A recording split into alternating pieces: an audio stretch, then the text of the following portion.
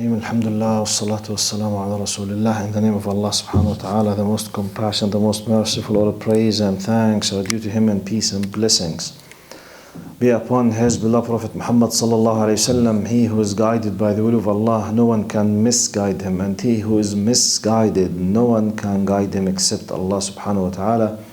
I bear witness that there is no God but Allah, and Muhammad is His messenger. Few minutes ago we explained a very beautiful Qudsi hadith where Allah subhanahu wa ta'ala says, "Man aada li waliyan faqad adhantuhu bil harb." The one who decides to declare his enmity against my awliya, let him know that I'm declaring war against him. So by this, Allah is stating clearly that there is a group of people whom Allah called them awliya.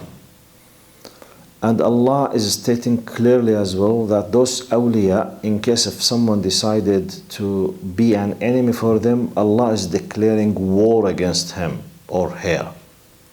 So the question which will come by default to the mind, Ya Allah, how can I be from those?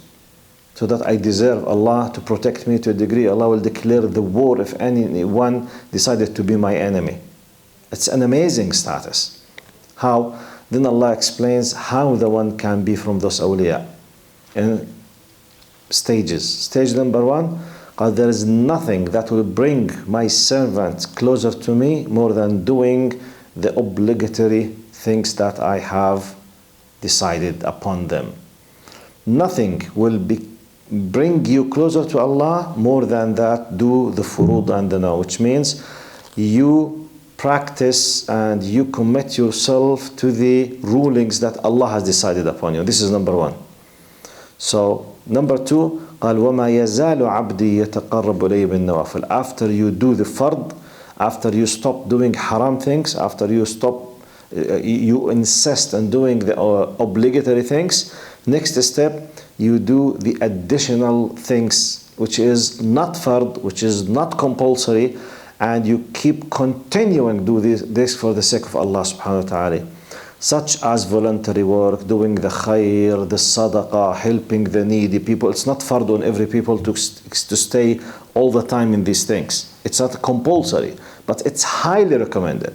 So when I finish the compulsory things and I started doing the high recommended things for the sake of Allah for a time period which is open, no one knows for how long, but it depends on my sincerity, till Allah loves me. If Allah loved me, قال كنت سمعه ويده وبصره. It's a metaphorical expression, which means Allah will empowering him. Allah will support his sight, his hearing, his power, his hand, which means Allah will give him full support in an amazing way that we can't explain how and these things will happen.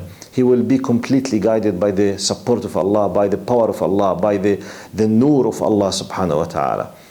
Now, this is the meaning of the hadith. And then I explained another hadith where Allah subhanahu wa ta'ala, where Prophet Muhammad sallallahu alayhi wa sallam says, "In Allah idha habba abdan," if Allah loved a person, He will ask Jibreel, He will call Jibreel and say, "Ya Jibreel, I love this person, so love him." So Jibreel will be commanded by Allah to love a specific person.